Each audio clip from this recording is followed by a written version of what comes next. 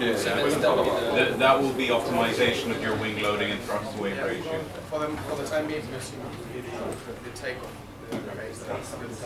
So that is pretty much the absolute right part of that graph. That's as high as you go. But you may find that having a bigger wing may be better. All right. Yeah, we want to. Sorry for the projector.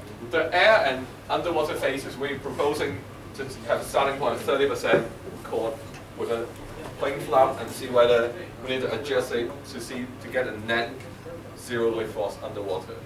That's one of our ideas to counter out actually the whole wing, or maybe, as Dr. Buston has suggested, we can actually utilize the deflection of the wing to, even though it's a positive camber, we can actually, depending on how much deflection and how much of the airfoil actually needs to change its shape to generate a downward lift, to help with a smaller volume of ballast tank, and that's what we, as an aerodynamic team, think of. For the cruise phase, we're thinking about, because of propulsion, when we talk to them, they suggest we can use turboprop as one of the propulsion solutions for the cruise. And then for the turboprop, I look up some data online, and they suggest that turboprop is actually better to fix at a certain altitude for them to fly. But if we optimize the wing at a certain CL design, the twisting and the chord and the taper ratio, the distribution, the different variation will be kind of, we need to keep the CL design quite close. In AVD, we pick the middle, during the cruise phase, the middle weight, that's how my group did it. We took the middle of the weight in the middle, and then we use that to get a CL design, and then so on. We use a similar approach here, but we want to go a bit further for the design, and we try to keep the CL design roughly constant all the way through the cruise. So maybe we can try to fly at slower speed at the same altitude, but manager has to, one of the considerations for manager is we have to limit ourselves to the 3.5 hours duration for the phase to cover 1,000 nautical miles. So the weight variation leads to the different speed variation, and you need to integrate that speed variation distribution to see how you can satisfy the time for 1,000 nautical miles. It may be a numerical thing, it may be a function of t to the cube exponential, but you can iterate kind of get us something like how you get CP star and CP thing, aerodynamics. The possible analysis techniques we suggest, for what we've learned so far, we want to try to use the lifting line theory, see whether how inaccurate it is to the maybe some research paper we can see.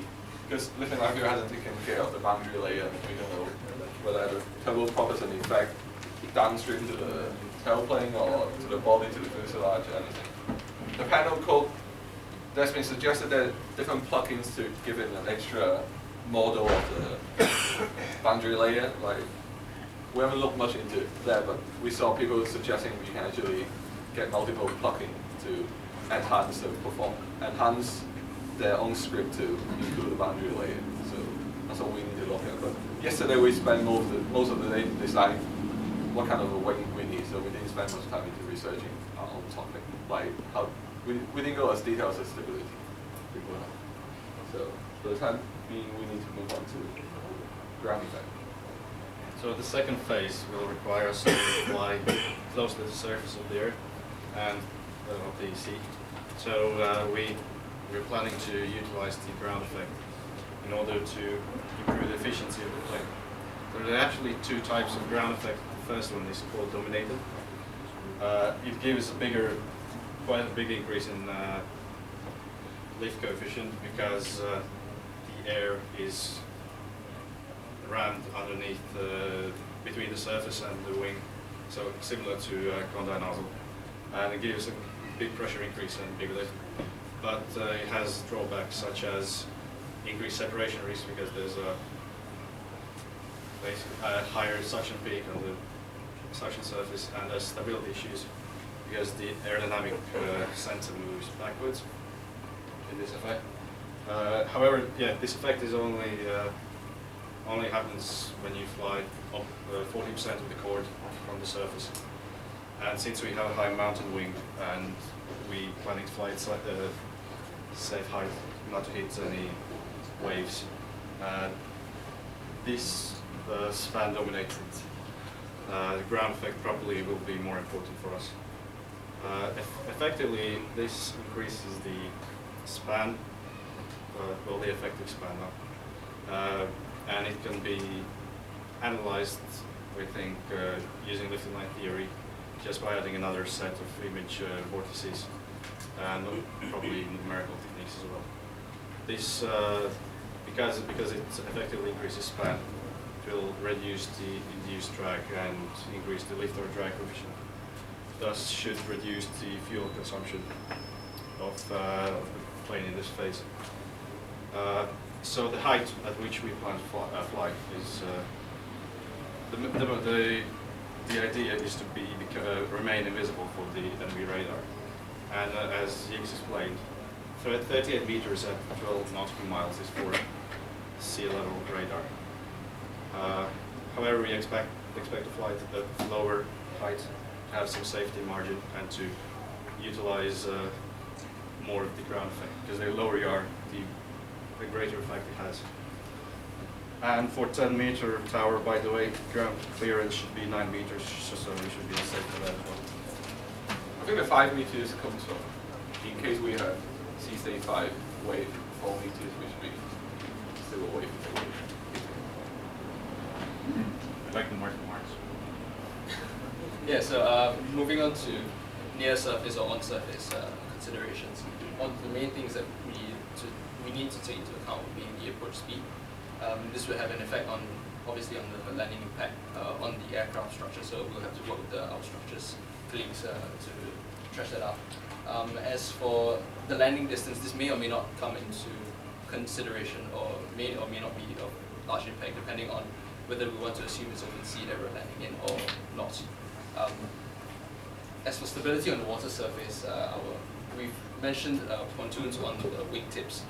These pontoons would be useful stability-wise, but in the air they would just be very draggy. So we could hopefully use them as inverse winglets if we put them right at the tips, which could help us in some way. Another possibility would be inflatable pontoons at the ends, which only come into effect just as we're about to land. Hopefully, so balloons that might inflate as we're landing and deflate when we're in the air, so as to not to increase drag. So as for taking off from the water, the few considerations that we need to take into account would be the spray from the water as we're taking off. This could affect the engines, and one of the things that we have considered would be to place the engines on the top of the fuselage, as mentioned earlier, which would help assist this, alleviate this problem. Another way would be to angle the engines a bit so as to help us with this in this area. A huge consideration when looking at take off from the water would be skin friction from the water surface. This, as a result, we will need to take into account the depth of the aircraft when it's buoyant on the water surface. In the rolling phase, or maybe the movement phase, there's something that I managed to read up on, which involves placing a step in the hull, which they do on a lot of seaplanes. This step actually helps to transition the aircraft into I think they call it a planing regime, where the aircraft actually only is in contact with less of its hull in that sense, and this allows it to transition into flight easily. However, this obviously has a step in the fuselage has a lot of drag in the air. So there's something that we need to take into account as well. We could possibly do a step that moves or something, but that requires actuation and all. So this is just one of the considerations that we could take into account. So lastly, the position of the wings and tailplane. There was this huge consideration of placing the wings on the bottom surface. However, we had the problem of allowing the aircraft to actually take off from the water, because if it's contacting the surface, a lot of the lift that the wing could generate would be lost. So we're trying to go for either mid-mounted or high-mounted wings, so that all our control surfaces and the wings will be in full use during these phases. Alright, so I'm going to quickly walk you through the underwater phase. So the main features of it is that we're basically working with non-compressible flow, since the speed of sound is over 4 times that of air, and we're traveling at very low speed. The Mach will be 0, no compressibility. Secondly, I quickly estimated the Reynolds number to be about 7.5 million, which is about half of what Tommy calculated for the atmospheric flight phase.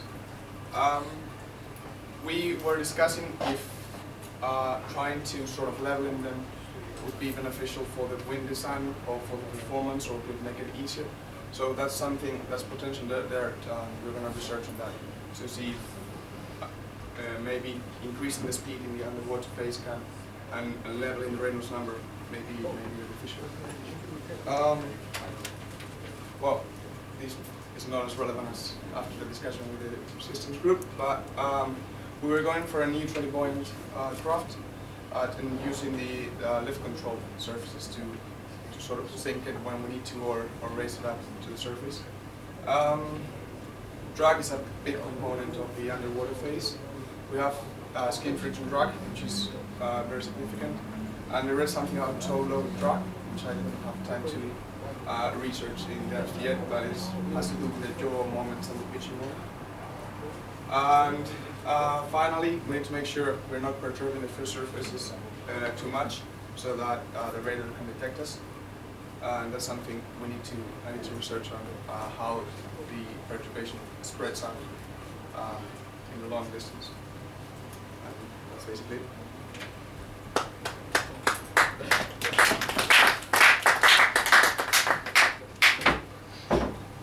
I think one of the things for the anhedral that we should talk about, if we place a high wing, it would be quite a benefit thing to make it anhedral, high wing, and then give it a bit of a maneuverability during the cruise as well. Should be aware, but the exact degree, I think we need some kind of adjustment between maybe the stability guide and the performance. I'm trying to see how much more stable and unstable the craft currently is, because for the time being we can actually have the straight wing, having inflated pontoons just to help it to stabilize when it try to sea level. There are many open options of the degree and the taper ratio or pop variation. It's like a variety of things we can choose and test. Quick note, just looking at this graph on the right, which I expect you got from the internet. Yes. Did not drive myself. Surprisingly enough, drag doesn't become 0 when you reach a high speed. Oh no, I think it means, unless it includes the takeoff part. Yeah, I think he means Okay. takeoff. Yeah. Because otherwise, if you take it, it actually goes higher than the hump at very high speeds. Yeah. I think it's leaving also. Because it just becomes an induced drag component rather than anything I think else. one of the considerations I was reading of was the fact that if it did not reach a sufficient speed, the step would actually just add more profile drag in essence. So obviously we're not going to get that planning, not going to hit that hump and go over to the planning regime, which is what we want to achieve. Another thing to note is, how do you think standard planing vessel hydrodynamics will play with the fact that you are neutrally buoyant, and that means that when at rest you're almost going to be fully submerged? I don't think we're meant to be neutrally buoyant as we land. So we want to fill up with water and then become neutrally buoyant and then go. That's And then, so at this point where we've reached the water surface, we want to be positively buoyant, hopefully. Okay. Yeah. Or at least that's the goal. And same ginger line flow tree, which is going to be on the surface. We will pump out some water. I think if you look at what stability guys say about the B and G and M, whatever they are, when they're rotating before the ballast tank is filled, I think when you have a wing, if you're looking from the front, if you have pontoons actually without air, then I think you can probably stay more or less neutral. Do you have a feeling for how deep you're going to be on the surface? On the surface, as in when we're buoyant. Yeah. No, honestly, Probably quite high, since it's plane. It's supposed to be light and buoyant. we're hoping as this whole in the water as possible. Well, if you're 25 ton, you know the length of the blade, and you've got a ground fuse on, I guess you can work out this Yeah. far or this far or this far. I Right think now, the the exact Because right now weight it is seems like you guys at maximum takeoff weight yeah. are neutrally buoyant. Yeah, Maximum takeoff weight, we won't have that when we land the sea range. After traveling 1,000 nautical miles, and 100 in ground effect, we are assuming that lost several tons of fuel. And then down back to below 20 tons. So we should be. We are planning to consider using fuel tanks to fill up with water as well. It's one of the things that the structure guy can propose the ideas and how we will facilitate this idea on water and fuel in the same volume with different isolation. that's just with a plastic membrane, so you, This is so that the feasibility. water doesn't soak, so it doesn't touch We'll the let them to walls. explain it.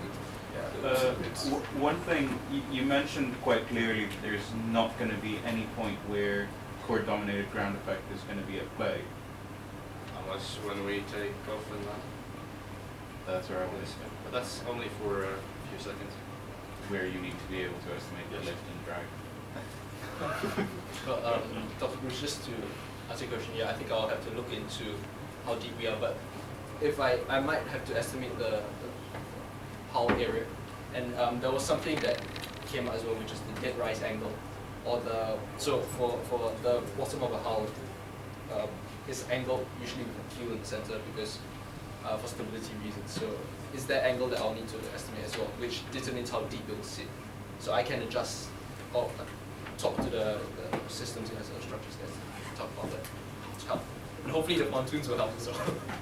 Yeah. There's no conditions under which you're going to land with a full tank of fuel or anything. No. We only reserve sufficient fuel for them for the 100, recycling. yeah, 100, so it will be left about 10%. And plus the reserve. Almost all the time. Yeah, I mean, it sounds to me like, as just said, your takeoff and landing, understanding that it's going to be very critical. Because I don't think designing a plane that's going to cruise 1,000 miles and even ground effect, if it's going to cruise, then I think you'll be alright in ground effect. But actually designing something is that start and finish, which will be very, very challenging. Right. Do you think the hybrid power is feasible? Starting with a Both hybrid engine power. Hold that thought. Designing a plane that requires a CL of 2.1 to get off the ground is really challenging, especially if you're going to be low aspiration. low aspiration. Yeah, so you're going to get a sectional wing coefficient. Wing which coefficient will not be the sectional wing coefficient. One of the possibilities, the DAP hasn't specified the runway specifications, and we're wondering whether we can get external help, or we JTOs. anything. Six rockets. Yes. I would say We don't have any disposable parts, but maybe like the steam acceleration for section for the beginning to help you accelerate. Or To land Yeah, so- on the runway again. Yeah, it has to land. so it can be towed back to There are rockets on the coast, right? So it does say that It doesn't this thing can specify be how you towed can go back the 1,000 nautical miles. In the Q&A, did anyone ask about towing from the thing? You just stop at 100 nautical miles. You can do anything to it, refuel, fly again. Right. It should be able to land on land, and it's up to you guys to figure out what field length would be reasonable for this kind of operation. Do you want it to be able to take off from a carrier? Do you want it to be able to take off from a something Because if they else? haven't specified the runway Yeah, specification, we may add extra features to the runway to help it accelerate to even higher. Or you can with actually less CL. specify a pretty big runway. 10 kilometers. If you can find one, if you can find one like that, then you can certainly operate one, I suppose. Yeah, I think one of the considerations was using if we put a hydro pump or